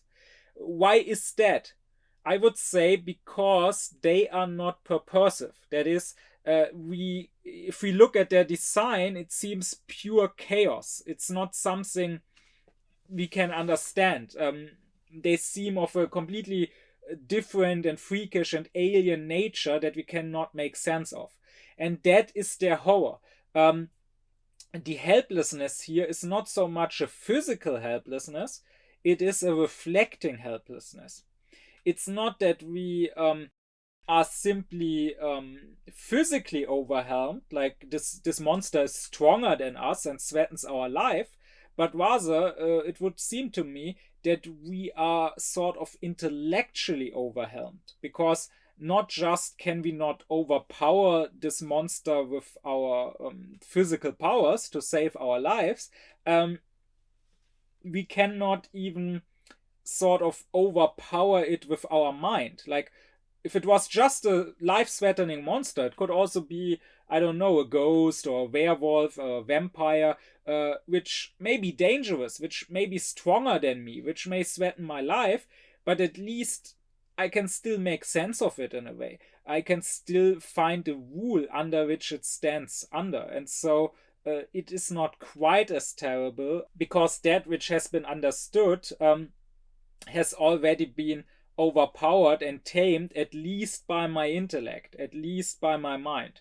But here we have things that don't just overpower us physically, but mentally threatening to make us go mad. Like we try to make sense of them. We try to understand what it is we are seeing, but we just can't conceptualize them. And maybe it's also not a coincidence that this is a fairly recent type of horror that appeared mostly at the start of the last century and since. Because maybe this has to do with the progress of natural science, with us making sense of the world more and more, finding more and more rules under which this world is operating, and thereby also being able more and more to control this world. Like something like a thunderstorm has lost lots of its horror for us because, for one, we understand what the lightning is. It's not just some ununderstood power of nature anymore, but rather we understand the rule according to which this lightning works. And by understanding that rule, we can also use that understanding to protect us to some degree. Like we can now use the lightning conductor to protect ourselves.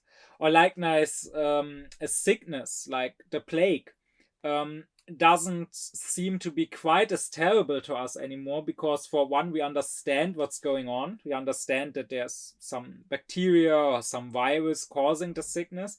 And that understanding also helps us maybe finding some drug against it, some antidote, some vaccine. It's not just some terrible fate or scourge of God anymore. And maybe this is the reason why this new type of horror arose, that is really the horror of not understanding something.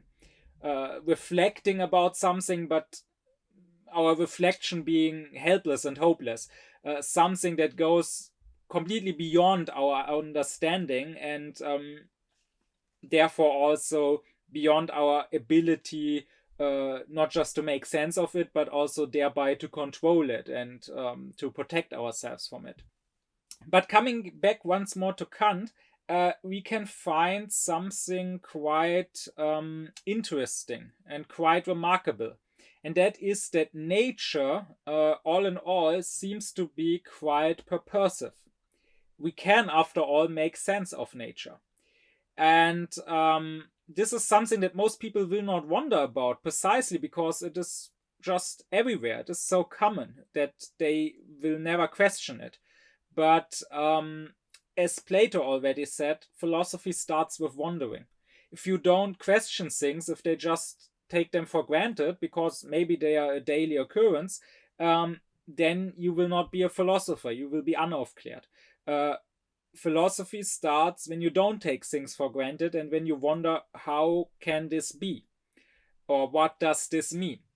And here Kant does wonder, especially in his later years and like in his critique of the power of judgment. Because as he showed in the critique of pure reason, the intellect gives laws to nature through the 12 categories. Like we give nature the law of causality. Everything that we ever experience must have a cause, or else we could not experience it. Everything we experience, we have the law of substantiality, must be a substance or the accidents of a substance. And it is only those accidents that can be changed, never the substances as such. But those laws that the intellect gives to nature, they are very general laws. They are like the elementary laws of nature, and they don't go beyond that. And that means there still remains the question, how do these laws work specifically? So I know a priori that there is causality in nature, but I can only know a posteriori about the specific causal relationships in nature, like that heat may let a substance extend and not contract.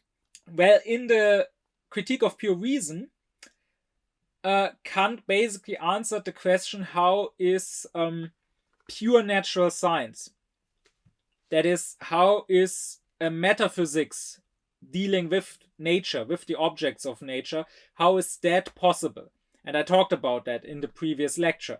It is possible through our 12 categories and through realizing that those are constitutive for nature. So they are not just the way we must look at nature, but rather only through them can anything appear to us. Only through them can anything be a representation in our mind. So everything that appears to me must, for example, appear as causal, as caused by something. That explains how pure natural science is possible, how it is possible to make this statement, this judgment, that everything must have a cause in nature. But how is empirical natural science possible? So how is it possible to find the specific causes for things? And again, we just take this for granted that it is possible, so we don't question it. But now imagine this. Imagine nature was under laws, but the laws were chaotic. There would be different laws in each and every case. Like, for example, you have one bird being born out of an egg, but then the mother who laid that egg has another child, and it is born as a living child, not out of an egg. And then a third bird is born through climbing out of her mouth. Or imagine that the sun with its heat melts ice, but another fluid, let's say apple juice, under the sun actually turns to ice, actually turns cold.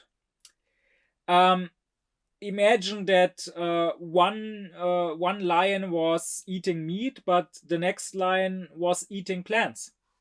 Imagine that one apple you eat tastes good and can be eaten, and another apple on that same tree is actually poisonous and deadly. Such a nature, if the world worked like that, such a nature would be chaotic and without purpose. I mean, we could not exist in such a nature, right? We could not make sense of it. We could not find any rules to live by. Like, for example, this plant is poisonous, this plant can be eaten. It would not be possible to live there.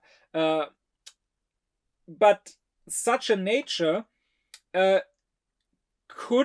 can be conceived, and in such a nature there would still be this general law our intellect gives, that is the law of causality, right? Because everything I described happened because of a cause.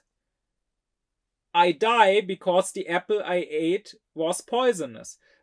This bird was born because of its mother. No matter if one bird came from an egg and one bird was born alive and the next bird was also born alive but all out of her mouth, they still don't plop up out of nowhere. They still have a cause. Now the thing here is that we automatically assume to not live in such a nature. Like the natural scientist, in his observations, in his research, in his experiments, will assume that nature is purposive, that it is not just somehow causal in general, but with different causes all the time that we can't make sense of, but rather that there are also general rules of that causality, that there are observable natural laws. If he finds a new stone that seems to be like a stone he knows, like granite or basalt, he will also immediately, without having tested it in each individual case, assume that it has the same properties, that it reacts in the same ways. Or if he meets a new human being, he will assume that this human has the same anatomy, more or less, as all the others. He will assume that the heart is in the chest and not in the head, and the brain is in the head and not in the chest. But why? Why does he assume that? Well, Kant calls this, let's say, phenomenon the technique of nature, which he says is a concept of reflection we have and we need. So technique of nature, you must be careful here, because the meaning of the word technique may have shifted a bit. Nowadays, we may associate it more with technology, with machines, but that was not a connotation that existed back in Kant's days. Then he uses this word, he means it in the more original sense, because in the ancient Greek, techne is just their word for art, like art or craftsmanship. So technique of nature means that nature appears to us like a work of art. Again, it appears as if it was created by an intellect with a purpose, according to rules that make sense and that we can find and make sense of. Now, this concept of a technique of nature making sense, so to say, or this concept of a purposiveness, this is a concept, once again, of our reflecting power of judgment, and it is an a priori concept. It's not a concept we find in nature, in experience, and take out of experience, but rather it is a concept that we bring into experience. We start out with this concept. It is sort of an assumption or a proposition that we make a priori before even going into nature and starting to reflect about it. The natural scientist makes it, but even the common person, even the primitive person, like in the Stone Age, when we look around in nature, we assume that nature is purposive. And we need to assume this to make any sort of experience. Like, if I didn't assume this, I could not know that one time I could swim in water. So one time the water carried me and I didn't sink to the ground. Well, now I will assume that next time I will also be able to swim in the water. Nothing really tells me that this must be the case, but I will automatically assume this. Or if one time I found that a bird laid an egg and another bird came out of that egg, I will assume that this bird or that this whole species of birds always reproduce like that. I will not assume that next time this bird has children, they will not come out of eggs. If I didn't go into nature with that assumption, then I could not really make experience. I could also not seek experience. I could not try to observe the rules of nature. I could not try to find them through experiments. Rather, I could just blindly stumble around in nature, never sure that what I observed once will happen the same way next time I observe things. So, therefore, this is something that is not empirical, this assumption that nature has its own sort of technique, its own sort of artfulness, but rather it is a transcendental assumption. Transcendental as always, meaning it is about the condition of the possibility of experience. Empirical would mean it is something that I have taken out of an experience, but rather it is the other way around. I got this a priori, not from experience, but before experience. And more than that, it is transcendental because I need it as a condition for experience even being possible. What is important, however, is Kant says that this transcendental assumption about nature having this technique is a subjective transcendental condition, not an objective one. Now, the categories of the intellect, they are objective. So I can say that nature must follow these categories. Nature must follow causality, for example. Because if it didn't, it couldn't appear to me at all. these categories are my only ways of thinking, my only ways of having representations. So if something is to appear to me, if something is to be a representation in my consciousness, it must be under these categories. That is why the intellect's categories, why they are transcendental concepts that are constitutive to our experience.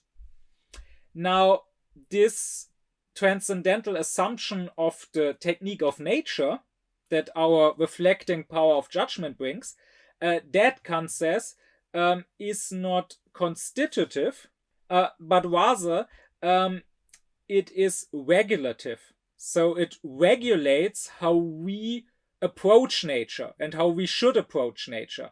The common person and also the natural scientist, and how we have to approach nature if we ever want to make experience, if we ever want to make sense of it.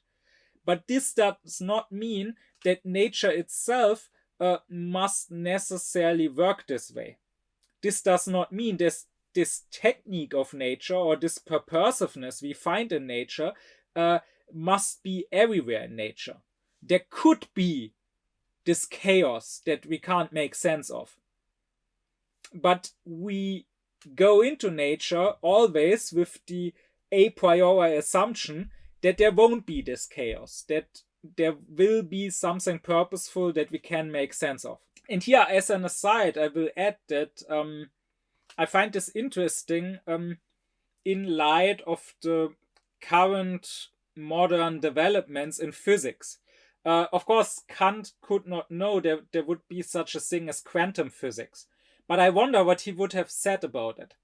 And I often find it sad that if we go into that realm of quantum physics, then there are no real laws of nature, or there is no causality. I've also found people using that as an argument against Kant, saying, oh, Kant must have been wrong with his transcendental philosophy and his table of categories. It is not the case that all of nature must be under those categories, must be causal, for example. But I wonder if that is correct. I mean, of course, I'm only a lay person. I'm not an expert in quantum physics, and I don't like going out of my expertise. But I assume that if there really was no causality at all in the quantum realm, then we also couldn't say anything about it at all. And then we also couldn't use it for our purposes. But of course it is being used. There are quantum computers being built.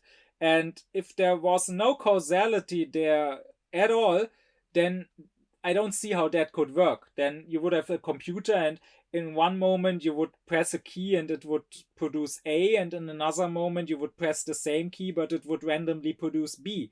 And in the third moment you would press the same key and the whole computer would vanish. But that is obviously not what's happening.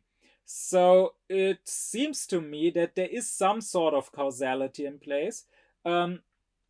Just we don't really fully understand that causality. I mean, I don't see how you could ever disprove causality anyways, how you could ever prove that there's no causality, that something happens without a cause. Because you can never prove that something is not. You can never prove the non-existence of something. So at most, we could only say that we can't find a cause for this happening.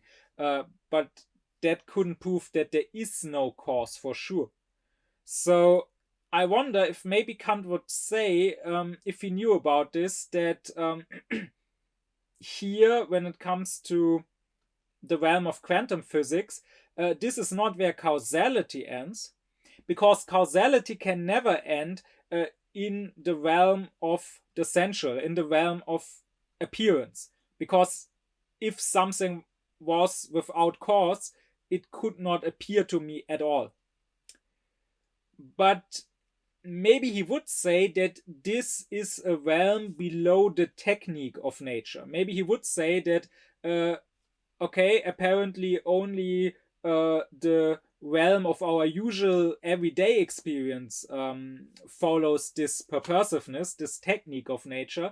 And if we go further below that, we get eventually to a level where the rules of causality are so manifold or so random, so chaotic, that we can't make sense of them, that we, in reflecting about them, can't find general rules under which they operate. But anyways, that's just an aside thought. I want to finish this up with mentioning that the reflecting power of judgment can, according to Kant, reflect in two different ways. It can be the aesthetic reflecting power of judgment or the teleological reflecting power of judgment. I don't want to get into those in this lecture, however, because they both have their own place in Kant's philosophy. The aesthetic power of judgment is judging the purposiveness of something in relation to us, to our own mind, and it deals with the beautiful and the sublime. So I will talk about that when I get to this part of Kant's philosophy. And the teleological power of judgment judges about objective purposes in nature, specifically in organic beings. Do they have a purpose? Were they created with a purpose? And this I will talk about when I get to Kant's natural science, his dealing with natural science and his opinions on biology. Here I just wanted to mention those.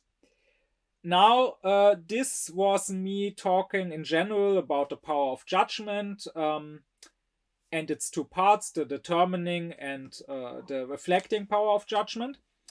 Now,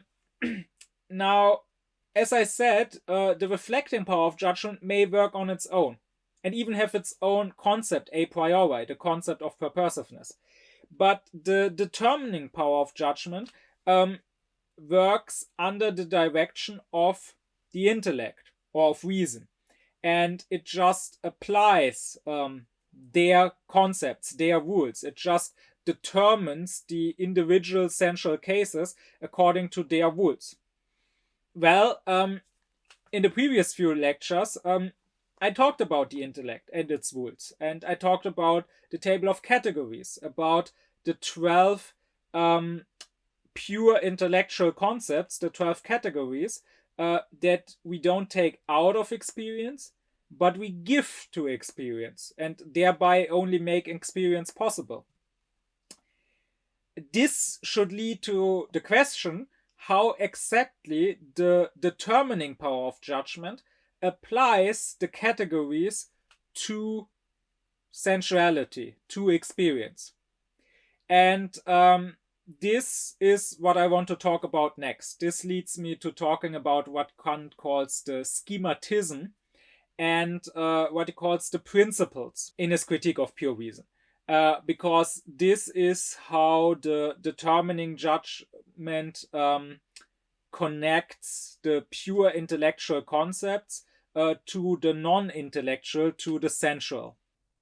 My deep thanks be to my supporters: Thomas Deuringer, Gernot Klaufen, Benjamin Lehning, Oblomov, Ökobong, Samet Özkilic, Elif Özün, Yasin Özün, Christos Pei, Alexander Reuter, Lisa Rinner, as well as to all others who support me and my aufkläring cause.